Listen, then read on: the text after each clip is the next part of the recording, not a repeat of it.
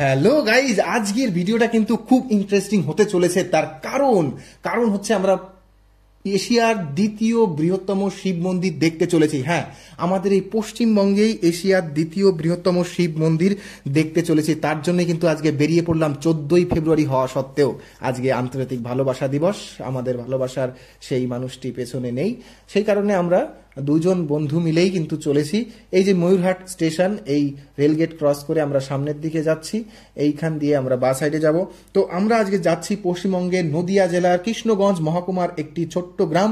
এটি স্থাপন করেছিলেন কৃষ্ণনগরের রাজা কৃষ্ণচন্দ্র, আর এই মন্দিরটার নাম হচ্ছে শিবনিবাস। হ্যাঁ, এটি এশিয়ার দ্বিতীয় বৃহত্তম শিব মন্দির। এখানে আমরা চলেছি আজকে।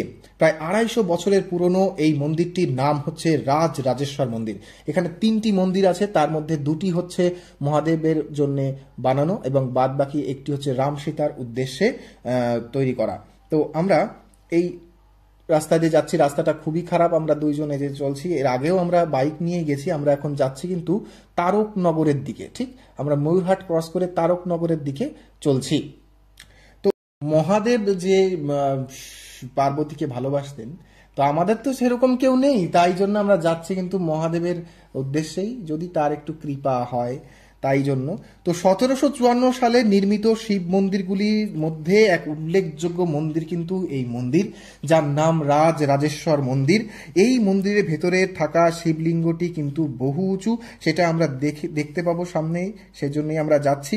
আর এই যে রাম সীতার মন্দিরটা কিন্তু 1762 সালে তৈরি করা হয়েছিল। এই যে চলে আসছি কিন্তু আমরা তারকনগর স্টেশনের কাছে। আমরা এই সোজা চলে যাব, সোজা গিয়েই তারকনগর স্টেশন।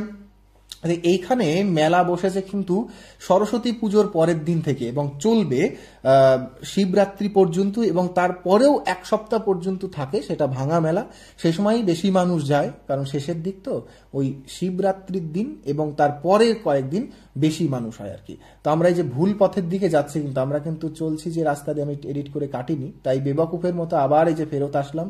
এসে সামনে এই যে রেলগেট পড়ে গেছে, এখন আমরা এখানে একটু ওয়েট করেছি, এখানে থেকেই তারপরে সামনের দিকে যাব। এই যে রেলগেটের এখানে আমরা দাঁড়ালাম, লোকজন আমাদের দিকে তাকিয়ে আছে, ভাবছে এরা কারা। হ্যাঁ, আমরা খুব হাসাহাসি করছিলাম, মজা করছিলাম। তো বাইক নিয়ে যাওয়া ওই জন্যেই।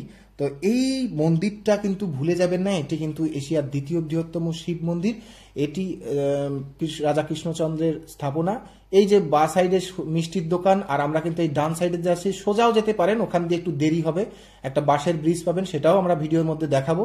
আমরা এই যে ডান সাইড দিয়ে ঢুকে গেলাম। এই যে মেলা বসেছে, কিন্তু আমাদের উদ্দেশ্য তো মেলা দেখা নয়, আমাদের উদ্দেশ্য কিন্তু এশিয়ার দ্বিতীয় বৃহত্তম শিবলিঙ্গ দেখার।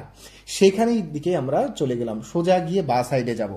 তো এই মেলাটা সাধারণত ভৈম একাদশী বা আমরা যেটাকে ভীম একাদশী নামে চিনি, সেই জন্যেই কিন্তু এই মেলাটি হয়, উদ্দেশ্যেই হয়, আর এটি চলে শিবরাত্রি পর্যন্ত।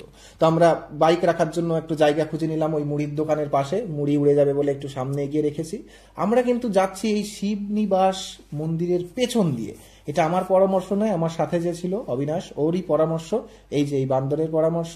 তো আমরা এই পেছন দিয়ে এসে আবার ফেরত গেলাম, ওদিকে গেলাম, গিয়ে আমরা একটু ঘুরলাম। আমাদের দেখতে বিচ্ছিরি লাগছিল, কারণ বাইকে চেপেছি, সব হাওয়ায় উড়ে গেছে, চুল টুল এমনিই নেই। এই যে সামনে দেখা যাচ্ছে সেই রাজা কৃষ্ণচন্দ্রের স্বপ্নে পাওয়া শিব মন্দির, রাজরাজেশ্বর মন্দির। দেখুন উপরে ওইখানে লেখা রয়েছে যে এশিয়ার দ্বিতীয় বৃহত্তম শিবলিঙ্গ রাজরাজেশ্বর শিব মন্দির। এটি এর ভেতরে যে শিবলিঙ্গটি রয়েছে, চলুন আপনাদের দেখিয়ে দিই। বহুত মানুষের ভিড়, তাদেরকে ঠেলে কাতারে কাতারে মানুষ ঢুকছে, কাতারে কাতারে। আমি আগেই নিচে জুতো খুলে নমস্কার করলাম, নমস্কার করে সামনে এগিয়ে গেলাম। এই যে দেখুন সেই মহাদেবের বিগ্রহ, এটি হচ্ছে 9 ফুট উঁচু, পুরো কোষ্টি পাথরের তৈরি। উপরে দেখুন কত সুন্দর কারুকার্য। হ্যাঁ, কোষ্টি পাথরের এই শিবলিঙ্গটি দেখার জন্য বহু দূর দূরান্ত থেকে মানুষ আসে, তাদের প্রার্থনা করে, তাদের মনস্কামনা পূরণের জন্য ঈশ্বরের কাছে প্রার্থনা করেন। ও একটু নমস্কার করলো, আর আমিও একটু নমস্কার করলাম। বুঝতেই পারছেন আমাদের কি সিঙ্গেলদের কি প্রার্থনা হয়। সে যাই হোক, নমস্কার করলাম, একটু দেখলাম চারপাশ। সত্যি ভেতরে গেলে একটা অন্যরকমই ফিলিংস হয় আর কি। এই যে এখান থেকে এই যে বিভিন্ন ধরনের পূজার সরঞ্জাম, মালা, এই সমস্ত বিভিন্ন কিছু বিক্রি হচ্ছে, এখানেই পেয়ে যাবেন পুজো দিতে চাইলে। তো এইখান থেকে এই যে দেখা যাচ্ছে কত সুন্দর, দেখুন এই যে এটা হচ্ছে সেই মাইলো ধানের খই। হ্যাঁ, শুনেছিলাম, ওনারাই বললো মাইলো ধানের খই, ওখান থেকেই কিন্তু আমরা মাইলো ধানের খই নিলাম। আর ওইটা হচ্ছে দেখতে পেলেন, ওইটা হচ্ছে রাম মন্দির। এখানে প্রচুর গোলাপ ফুলও পাওয়া যাচ্ছে, নিতে পারেন। আজকে যেহেতু 14ই ফেব্রুয়ারি, তাই এই যে আমরা কিনে নিলাম 20 টাকার এক প্যাকেট মাইলো ধানের পপকর্ন। হ্যাঁ, এটি সেই মাইলো ধানের পপকর্ন, 10 টাকা নয় 20 টাকা দাম। তো আমরা সামনে যাচ্ছি এখন, এই যে এইখানে ওই যে দৌড়ে চলে গেলাম আমি। হ্যাঁ, ওই সামনে হচ্ছে চূর্ণী নদী, চূর্ণী নদীর ওখানে গিয়ে আমরা একটু দাঁড়ালাম। লোকজন তো দেখছে আমাদেরকে, প্রচুর মানুষ এদিকে এসে একটু শান্ত পরিবেশ উপভোগ করছে। ওই যে বাঁশের ব্রিজ, তো আমরা এখন ওই দিকেই যাব। ওরে হাঁটন, সে যাই হোক, আমরা হাঁটছি। ওই যে দেখুন কত মানুষ, দেখুন বাঁশের ব্রিজের ওপর দিয়ে হেঁটে হেঁটে, হ্যাঁ, পরিশ্রম হয়ে গেছে, তবুও কিন্তু তারা হাল ছাড়েনি। মহাদেবের সেই বিগ্রহ দেখার জন্য তারা কিন্তু হেঁটে চলেছে।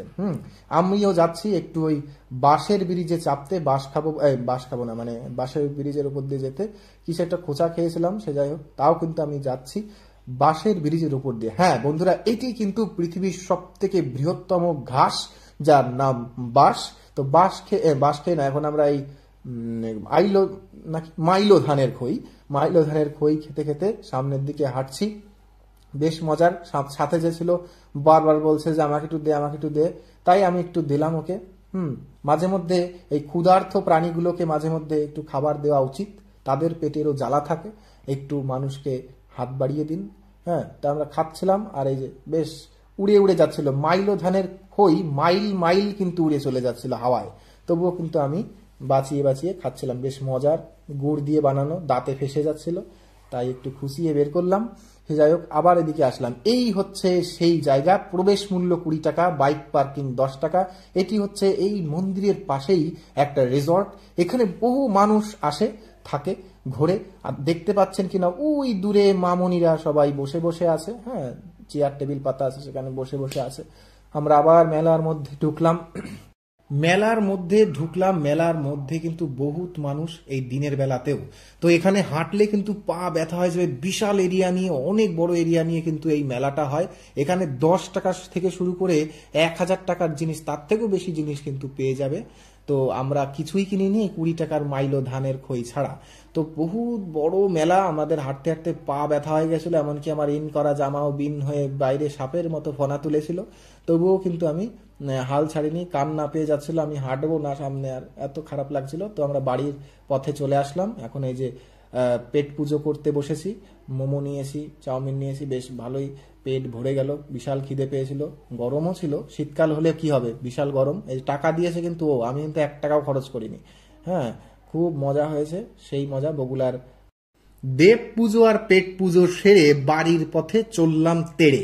তো ভিডিওটা যদি আপনাদের ভালো লাগে, লাইক কমেন্ট সাবস্ক্রাইব করবেন। আপনারা লাইক কমেন্ট করলে আমাদের মনে উৎসাহ বাড়ে আরো ভিডিও করা।